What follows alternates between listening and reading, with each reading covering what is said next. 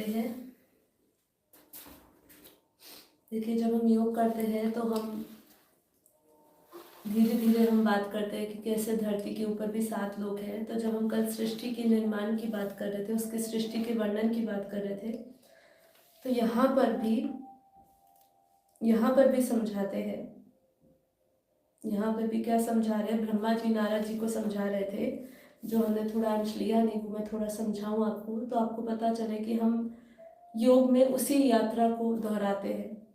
तो यहाँ पे वो बता रहे हैं कि संपूर्ण लोग भगवान के पाद पात्र अर्थात अंश मात्र है, तथा उनके अंश मात्र लोकों में समस्त प्राणी निवास करते हैं। भूलोक, भूगोलोक और स्वर्गलोक के ऊपर महरलोक है। उसके भी ऊपर जनलोक, तपलोक और सत्यलोक क्रमशः अमृत, क्षेम एवं अभय का नित्य स्थान, नित्य निवास है।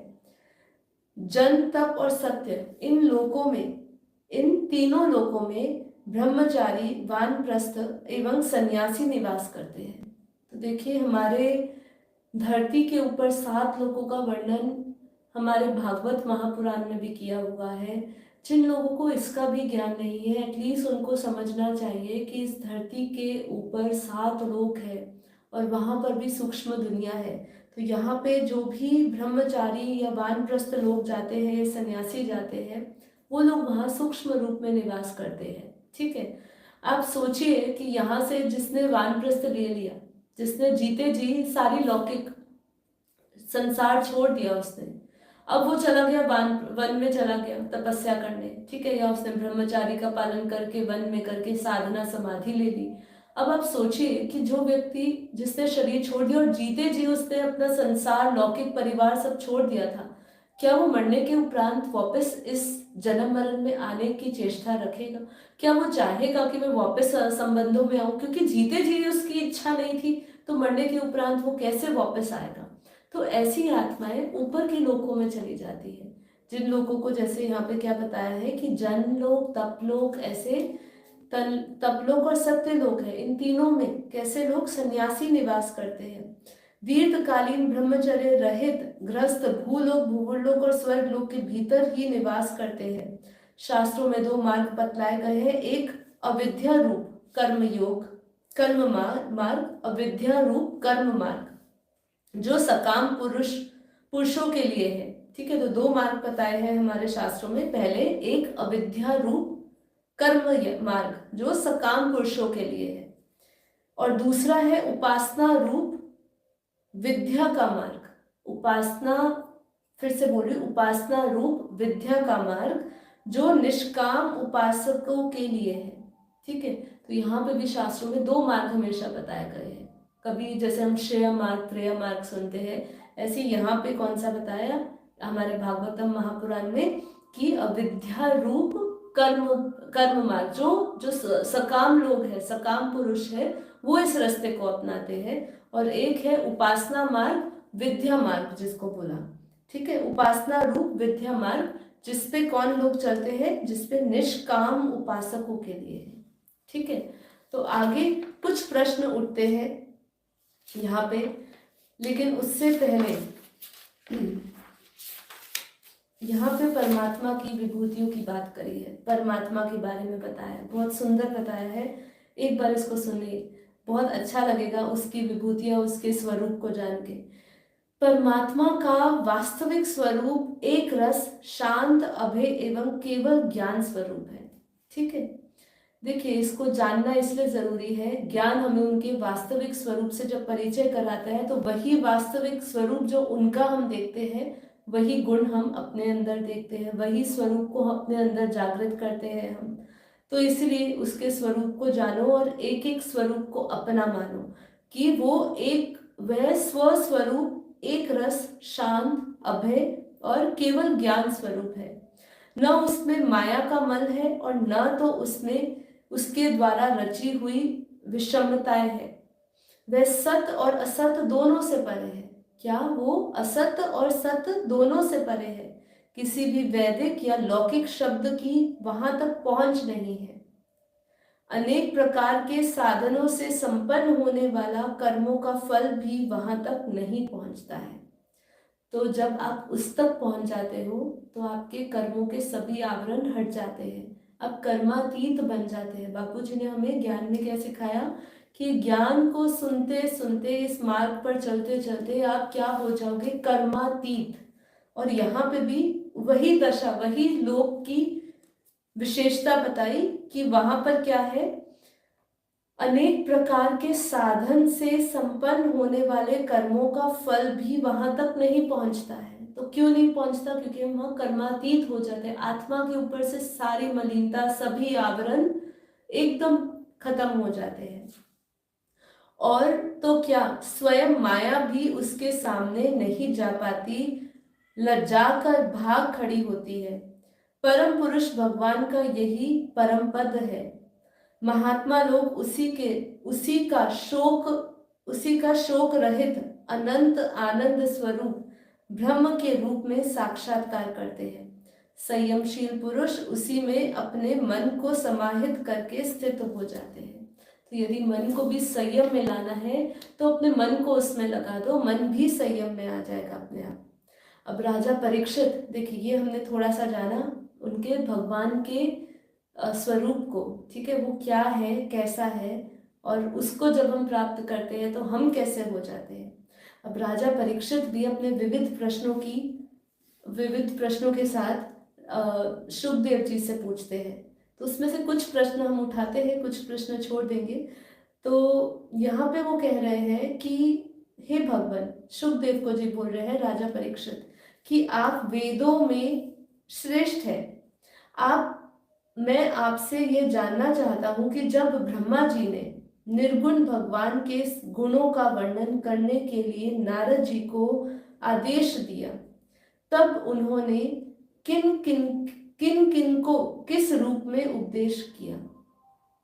ठीक है, महाभगवान शुकदेव जी, आप मुझे ऐसा उपदेश कीजिए कि मैं अपने आसक्ति रहित मन को सर्वथा भगवान श्री कृष्ण में तन्मय करके अपने शरीर को छोड़ सकूं।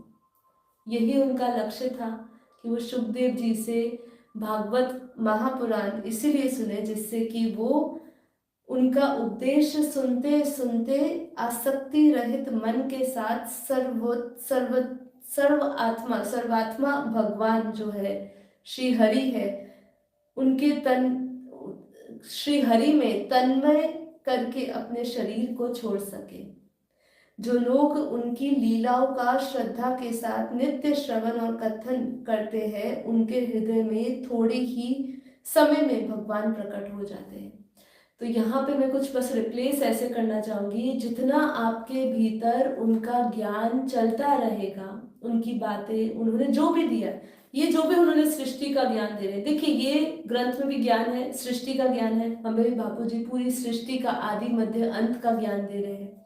अब जब आप उनकी ये जो लीला है, ये लीला ही है ना, भगवान ने एक फुल प्लानिंग के साथ, ठीक है, फुल प्लानिंग के साथ ये पूरा ये बनाया है। मतलब एक से अनेक हुए, कैसे हुए ये पूरी हमने जानी, इसके अनुसार भी जानी, अपने बेहद के परम ज्ञान के अनुसार जो बापूजी हमें बताते कि कैसे ये इतनी बड़ी क्रिएशन हुई है, क्रिएटर कौन है। जब ये पूरा संवाद हम समझ लेते हैं तो ये परमात्मा की लीला है। देखिए लीला भक्ति से जोड़ते हैं, लेकिन देखिए ज्ञान में भी उसकी क्रिएशन अपने आप में ही एक लीला है। ठीक है, कितनी प्लान्ड के साथ, एक सिस्टम के साथ ये पूरा जगत चल रहा है। ठीक है, हाँ, अब उसके अंदर हम देखते हैं सूक्ष्म जगत का एक अपना एक प्रभाव अब बोल रहा है।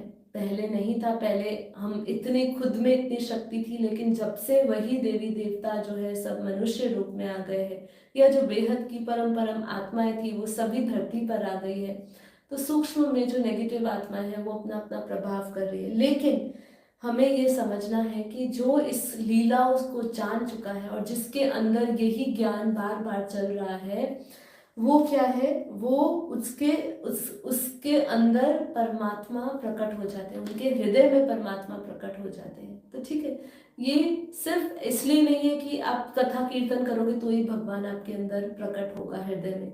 आप ज्ञान की चर्चा कर रहे हो, ज्ञान का श्रवण कर रहे हो, ज्ञान को धारण कर रहे हो, तो भी परमात्मा प्रकट होगा आपके अंदर। ठीक है। भगवान जीव का पंच महाभूतों के साथ कोई संबंध नहीं है। अब क्या बोल रहे हैं कि जीव का पंच महाभूतों के साथ कोई संबंध नहीं है, फिर भी इसका शरीर पंच महाभूतों से ही बना है। तो क्या स्वभाव से ही ऐसा होता है, या अथवा किसी कारणवश? आप इस बात की मुझे मर्म पूर्ण रीति से समझाइए। तो क्या कह रहे हैं कि भाई ये हम जानते हैं कि जीव का इन पंच महाभूतों का से कोई संबंध नहीं है, लेकिन उसका शरीर तो पंच महाभूत का ही है। ठीक है। अब वो ये जानते हैं, अब क्या कह रहे हैं, वो पूछ रहे हैं कि ये स्वभाव से ही था या किसी कारणवश हुआ। तो अब देखिए, ये बहुत इंपॉर्टेंट क्वेश्चन है कि ये स्वभाव से नहीं थे, हमें ये देह का अभ्यास तो करते करते हो गया है। ये पंच महाभूत का जो हमें ये शरीर का जो अभ्यास है, ये कई जन्मों से हम करते आ रहे हैं, इसलिए हमारी बेहद की स्मृतियां चली गई है। वो बेहद की स्मृतियों को हमें जागृत करना है। तो यहाँ पे क्या कह रहे हैं, महाकल्प और उनके अंतर्गत अवान्तर कल्प कितने हुए, ये भी हम मुझे बताइए। ये भी वो प्रश्न पूछ रहे कि इतने कितने महाकल्प हो गए, कितने कल्प बीत गए, ये मुझे बताइए। भूत भविष्य वर्तमान काल का अनुमान किस प्रकार किया जाता है? क्या स्थूल देह अभिमान जीवों की आयु भी बंधी हुई है? तो ये भी है कि स्थूल देह में क्या जीवों की आयु भी बंधी हुई है? तत्वों की संख्या कितनी है, उनके स्वरूप और लक्षण क्या है? भगवान की आराधना और अध्यात्म योगी विधि क्या है? योगेश्वर क्या क्या ऐश्वर्य प्राप्त होता है और अंत में उन्हें कौन सी गति मिलती है? तो ऐसे उनके अनंत प्रश्न हैं। ठीक है। तो सूत जी यहाँ पे बीच में बोलते हैं कि ये प्रश्नों का जवाब तो उनके लिए, उन्होंने पूरे संसार के लिए कल्याणकारी सिद्ध हुए। तो यहाँ पे सुखदेव जी उत्तर देना शुरू करते हैं। हम सिर्फ नेक्स्ट 5 मिनट लेंगे, इसकी बाकी का जो पार्ट है हम अगले हमारे एपिसोड में डिस्कस करेंगे। तो मैं सिर्फ 6-7 लाइनों के साथ ये खत्म करूंगी, क्योंकि हमने इसके, देखिए आज हमने क्या क्या समझा कि असली साधक के लिए, अभी हम रिपीट मोड पे आएंगे। चलिए पहले इसको खत्म करते हैं। तो यहाँ पे सुखदेव जी क्या कह रहे हैं कि परीक्षित, जैसे स्वप्न देखे जाने वाले पदार्थों के साथ, क्या बोला, जैसे स्वप्न देखे जाने पदार्थों के साथ उसे देखने वाले का कोई संबंध नहीं होता है, वैसे ही देह आदि से अतीत अनुभव स्वरूप आत्मा का माया के बिना दृश्य पदार्थों के साथ भी कोई संबंध नहीं होता है। तो जैसे स्वप्न में हमारा कोई संबंध उसके साथ नहीं होता है, ऐसे ही देह आदि जो अतीत अनुभव स्वरूप आत्मा का जो माया के कारण ये संबंध हो रहा है, ये भी कोई संबंध है ही नहीं। विविध रूप वाली माया के कारण यह विविध रूप वाला प्रतीत होता है, और जब उसके गुणों में रम जाते हैं तब वह मैं हूं, यह मेरा है, इस प्रकार मानने लगता है। किंतु जब वह गुणों को शुद्ध करने वाला काल और मोह उत्पन्न करने वाली माया, इन दोनों से परे अपने अनंत स्वरूप में मोह रहित होकर रमण करने लगता है। देखिए यहाँ पे क्या बताया है कि जब तक वो इसको अपना मानता है तो क्या चलता है संकल्प कि यह मैं हूं, ये मेरा है। पर जैसे ही वो ये सभी गुणों से शुद्ध करने वाला काल और मोह से उत्पन्न होने वाला माया से, इन दोनों से जब वो परे चला जाता है, तब इन दोनों से परे जाने पर उसको वह आत्मा राम हो जाता है। क्या लिखा कि वो आत्मा राम हो जाता है, तब वह मैं, मेरे और का भाव छोड़कर पूर्ण उदासहीन गुणातीत हो जाता है। ब्रह्मा जी निष्कपट तपस्या से प्रसन्न होकर भगवान ने उन्हें अपने ही रूप के दर्शन कराए और आत्म तत्व के ज्ञान के लिए उन्हें परम सत्य परमार्थ वस्तु का उपदेश दिया। यही बात अब वो सुखदेव जी राजा परीक्षित को समझा रहे हैं। ठीक है। तो यहाँ पे अब हमें समझाया है कि जब हम मोह रहित हो जाते हैं और हमारा जो, हम यहाँ पे मोह से उत्पन्न हुई जो माया है उससे जब परे चले जाते हैं, तब हमारा क्या होता है, हम आत्मा राम हो जाते हैं। आत्मा राम होते ही मैं मेरा ये सभी भाव हमारे मिट जाते हैं और हम क्या हो जाते हैं, हम उस परमात्मा में लीन हो जाते हैं। तो देखिए आज हमने क्या क्या डिस्कस किया, एक छोटा सा रिकैप कर लेते हैं सिर्फ 2 मिनट का, जिसमें हमने सबसे पहले हमने साधक कौन है, साधन के लिए अभ्यास करना, श्रवण करना, मनन करना, निधि ध्यासन करना ये क्यों ज़रूरी है, कैसे हम अगर केवल ज्ञान सुन रहे हैं लेकिन ज्ञान का अभ्यास नहीं कर रहे हैं तो कैसे हमारे पुनः वृत्तियाँ जो है, जो हमारी बुरी आदतें हैं वो वापस आ जाती हैं और ज्ञान कहीं ना कहीं लुप्त हो जाता है। इसलिए अभ्यास की विशेषता बताई। फिर हम लोगों ने योग किया और योग के बाद फिर हम लोगों ने अपने 14 लोकों का वर्णन समझा कि यहाँ पे बताया है कि जन्म तप और सत्य लोक में महर्षि जैसी आत्माएं, ब्रह्मचारी वानप्रस्थ आत्माएं रहती है वहाँ पे, और वो भी फिर आगे की अपनी अनंत यात्रा को करने के लिए ब्रह्म समान बनने के लिए तपस्या करती है। फिर हम लोगों ने परमात्मा की विभूतियाँ या परमात्मा की विशेषता, उनके वास्तविक स्वरूप की बात करी कि उनका वास्तविक स्वरूप है कैसा, ठीक है। फिर हमने वो बात करी और फिर हम लोगों ने परीक्षित जी है, जो राजा परीक्षित जी हैं, उनके प्रश्नों की बात करी, जिसके अंदर अब हम लोग भगवान का जो धाम है उसके दर्शन की और उनके स्वरूप की और विशेष रूप से बात करने वाले हैं। और जो भी प्रश्न पूछे हैं राजा परीक्षित जी ने, उसके प्रश्नों के जो उत्तर है वो हम अपने दूसरी श्रृंखला में लेंगे, मतलब कल के एपिसोड में लेंगे।